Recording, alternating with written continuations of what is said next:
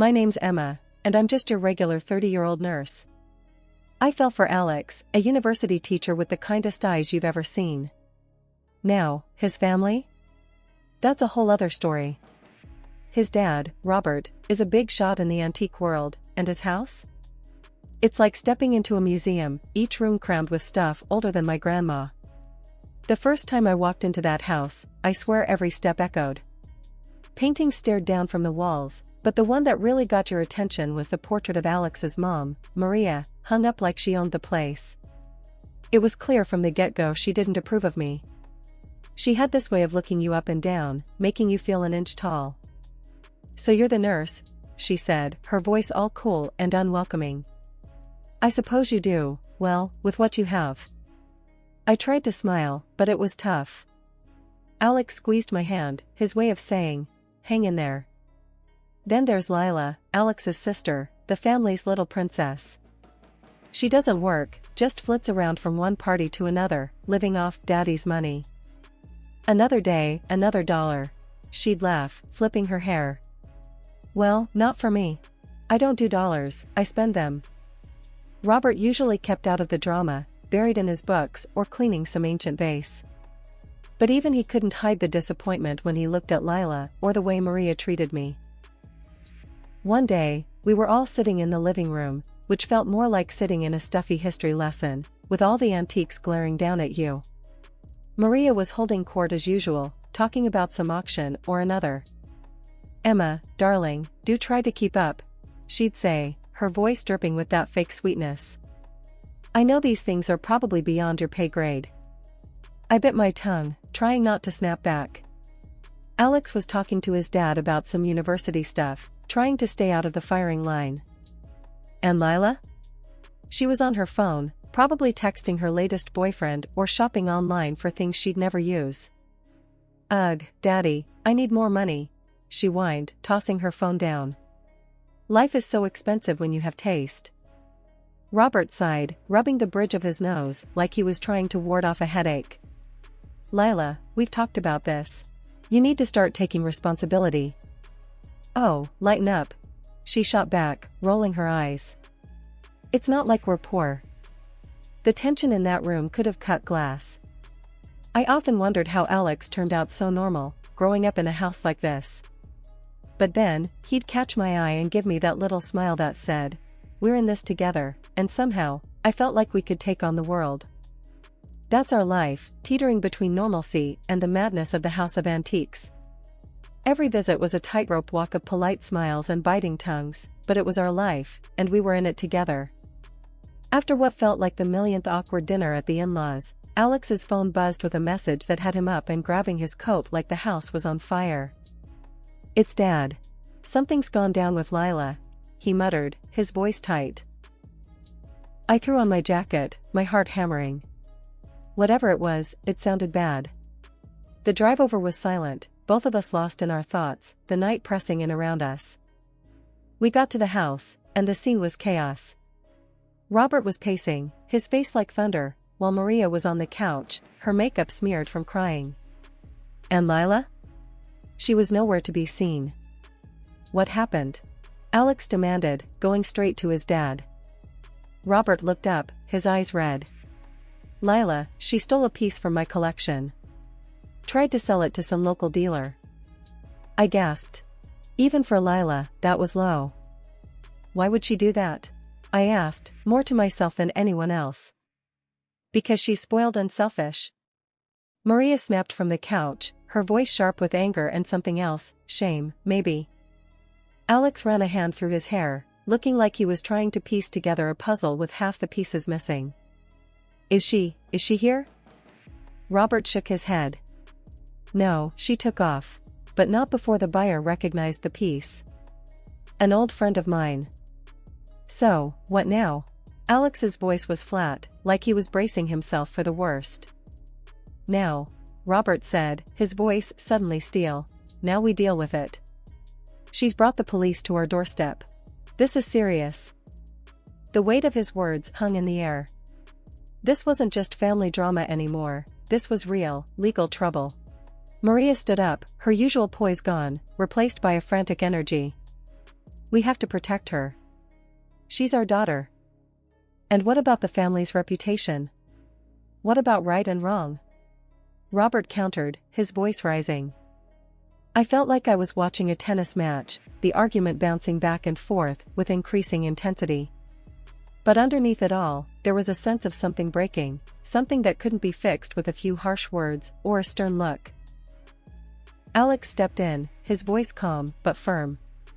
Let's just figure out what to do next. Okay? We can't undo what's been done, but we can figure out how to move forward. Robert nodded, the fight draining out of him. He looked old, suddenly, the weight of his daughter's actions bowing his shoulders. We spent the rest of the night talking in low, tense voices, trying to come up with a plan. Lila had screwed up, big time, and now we were all caught in the fallout. It was late when we finally left, the house feeling more like a mausoleum than ever. The drive home was quiet again, but this time it was heavy, the air thick with unsaid things and worries about what the morning would bring. I looked over at Alex, his profile lit by the passing street lights. You okay? I asked, my voice small in the car. He glanced at me, a tired smile flickering on his face. Yeah, I'm okay. We'll get through this. We always do. But as we drove back to our little slice of normal, I couldn't shake the feeling that this was just the beginning, that Lila's fall from grace was going to drag us all down with her. And I was scared, not just for us, but for what it would mean for the family we'd tried so hard to fit into, even when it felt like they'd never really let us in at all. It was a regular evening, or as regular as it could be with the recent family drama, when Alex got another one of those calls. I could tell by the drop in his face it was bad. He hung up and looked at me. Dad's kicked Lila out. What? Why? I was shocked. Robert had always been the type to keep the peace, no matter what. He wouldn't say over the phone. We have to go over there. Now. The house felt different as we walked in, like a storm had passed through, leaving everything off kilter. Maria was in the corner of the room, her usual stern demeanor crumbled into something small and fragile. Robert sat like a statue, his eyes fixed on some invisible point in the distance. What happened? Alex's voice was steady, but I could hear the underlying tremor of concern. Robert looked up, his face carved from stone. She did something unforgivable. The word hung heavy in the air, filling the room with a sense of dread. I felt my stomach twist. What on earth could Lila have done? Maria finally spoke, her voice barely a whisper. She tried to hurt Robert. For the inheritance. I felt the blood drain from my face. It was one thing to be a bit of a brat, but this? This was monstrous. Alex looked like he'd been slapped. Hurt him? How? Robert shook his head. Doesn't matter how. What matters is she's no longer welcome here. Not after that. The conversation that followed was a blur of disbelief and anger. Alex and I left late, the house feeling more like a crime scene than a family home. As we drove home, the silence was suffocating. I wanted to say something, anything to break the tension, but the words wouldn't come. Finally, Alex spoke, his voice rough. Can you believe it? My own sister, and Dad, I've never seen him like that. I reached over and squeezed his hand. I'm here for you, you know that, right? He squeezed back. Yeah, I know. It's just, how did it get to this point? How did we not see it coming? I didn't have an answer for him. How do you see something like that coming? How do you prepare for the moment when someone you grew up with, someone you thought you knew, crosses a line so far there's no coming back? We got home and tried to carry on as normal, but the shadow of Lila's actions hung over us. It was there in the quiet moments, the pauses in conversation, the way Alex's eyes would darken whenever his family was mentioned. The days passed, but the tension remained, a constant, unspoken presence in our lives. We were all waiting for the other shoe to drop, for the next disaster to strike. But for now, all we could do was wait and hope that somehow, someway, we could find a path back to something like normal. Or at least, learn to live with the new normal that Lila's actions had forced upon us. The days had started to blend together when out of nowhere, Alex's phone shattered the silence of our morning routine. The look on his face said it all before he even spoke a word. "My dad, he passed away last night," he said, voice barely above a whisper. Shock coursed through me. Robert, with his stoic presence and antique-filled house, gone just like that? It felt surreal as we rushed over to the family home, the place now a stark reminder of what had been. We entered the house to find Maria, not in tears or sorrow, but with a cold, almost relieved expression. Her usual stern face had an added layer of calculation as she received the condolences. As Alex tried to console her, she shrugged off his comfort with a briskness that took me aback. Well, it was bound to happen. He was getting on, and with all the stress lately. Her voice trailed off, not with grief, but an unsettling pragmatism. Throughout the day, as people came and went, offering their sympathies, Maria seemed more concerned with discussing the practicalities of inheritance than mourning her husband. "Without a will, it's pretty clear how things will be divided," she said, her voice sharp and businesslike. "The majority should rightfully come to me and Lila." The way she spoke about the future, her future, with such anticipation was chilling. There was no love lost here, no tender memories shared. Just cold, hard anticipation for what she stood to gain. Alex was quiet, his face a mask of disbelief and pain. Not just for the father he lost, but for the mother who seemed to shed her mourning like an unwanted coat. As evening fell and the house emptied, the reality of the situation set in. The lack of a will meant a legal tangle, one that Maria seemed almost eager to dive into. Her eyes had a gleam I hadn't noticed before, a sharpness that was almost predatory. "We'll have to speak to the lawyer first thing," she said, her voice brisk and efficient. "Make sure everything is in order." Alex nodded, his usual warmth buried deep under layers of grief and shock. "Yeah, we'll handle it," he replied, his voice steady but distant. We left the house under the cloak of night. The once grand home now felt hollow, filled with the echo of a life that was suddenly and starkly over. The car ride home was silent, a heavy stillness between us. I reached over, holding Alex's hand tightly, a silent message of support and love. He squeezed back, a small thank you in a world that had turned upside down. But as we drove, the city lights passing by in a blur, a deep unease settled over me. Maria's cold detachment, her almost eager anticipation of the inheritance, it was all wrong. And as the reality of Robert's death began to settle in, so too did the realization that this was far from over. The battle for the future, for the legacy and memory of a man who'd meant so much to us, was just beginning. And it was going to be anything but straightforward. "Emma, Dad mentioned a will not long before he passed.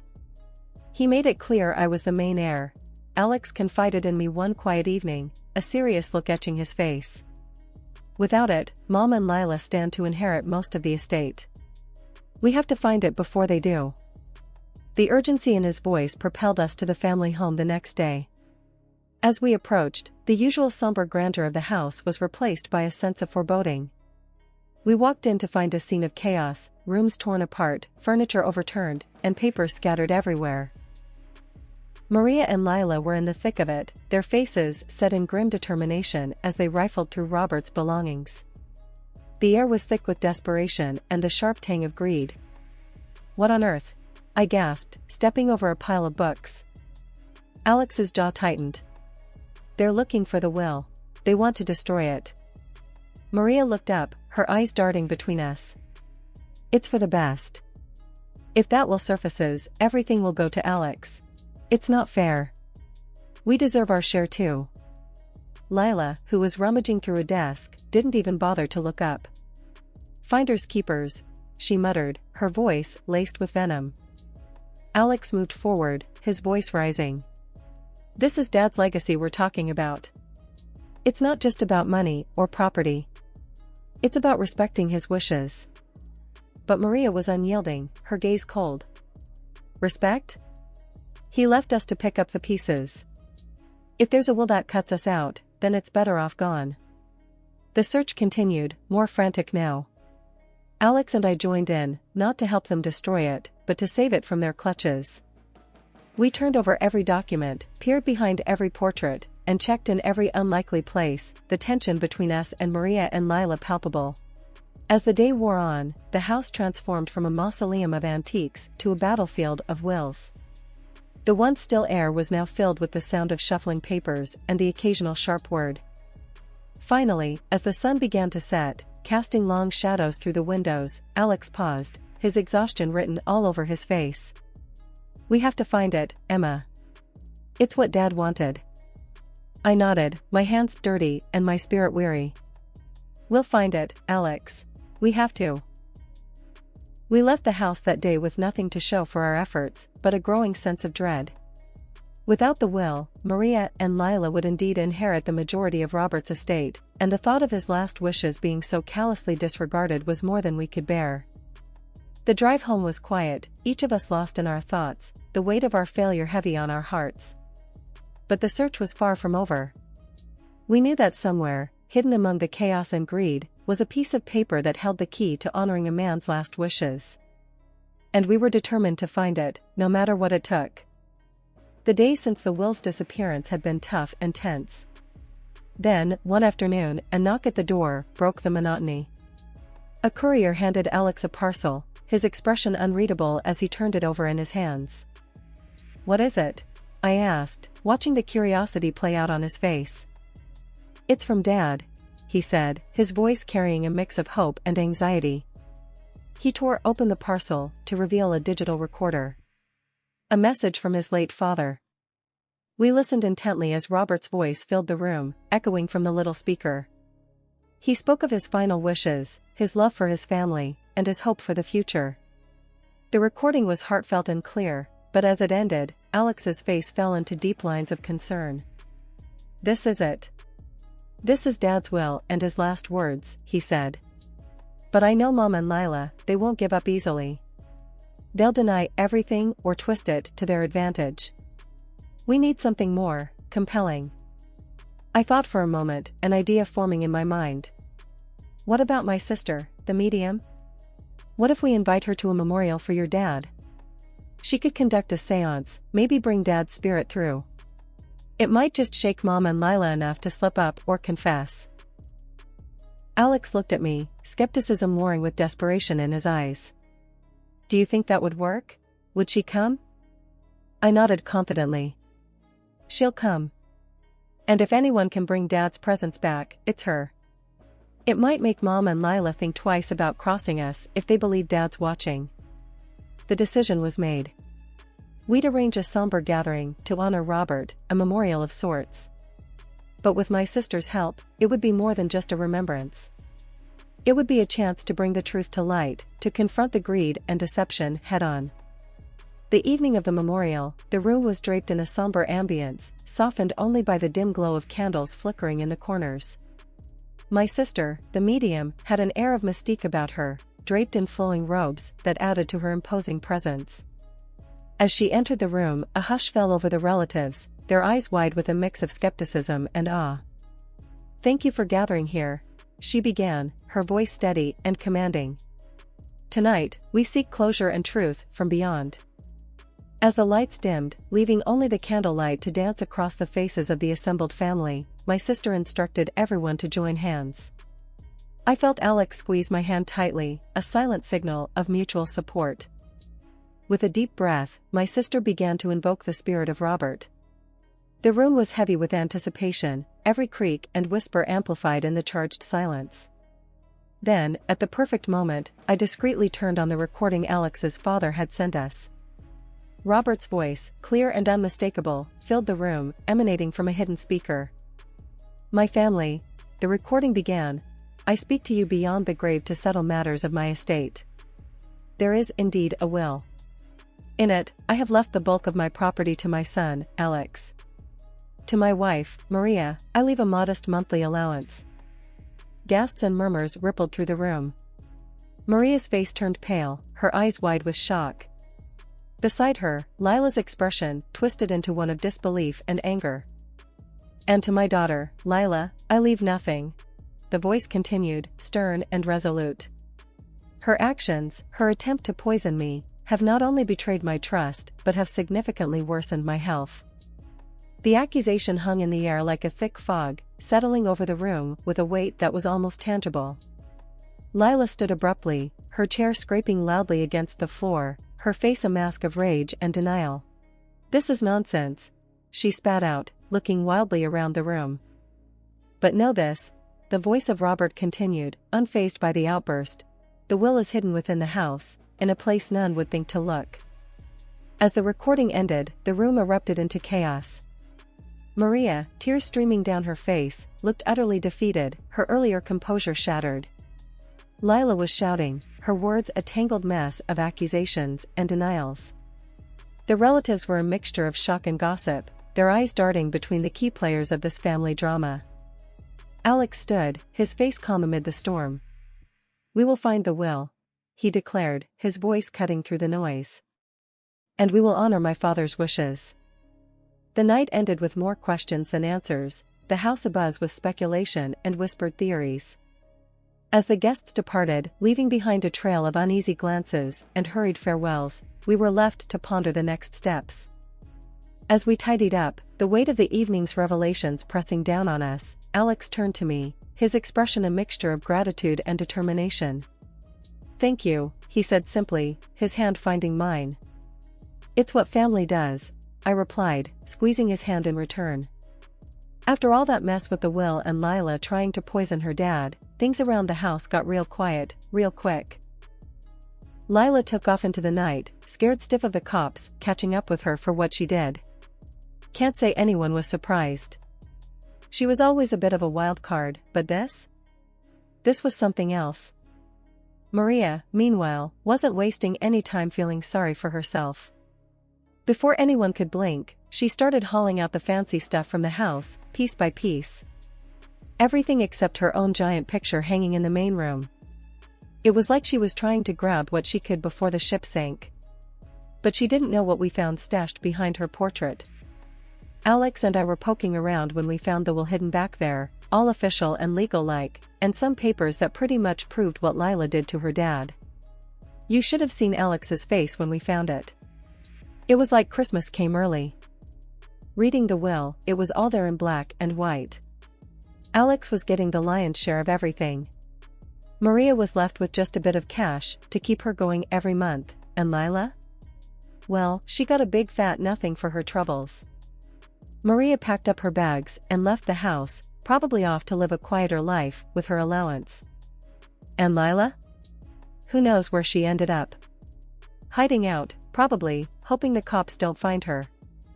So, there we were, me and Alex, left in this big old house.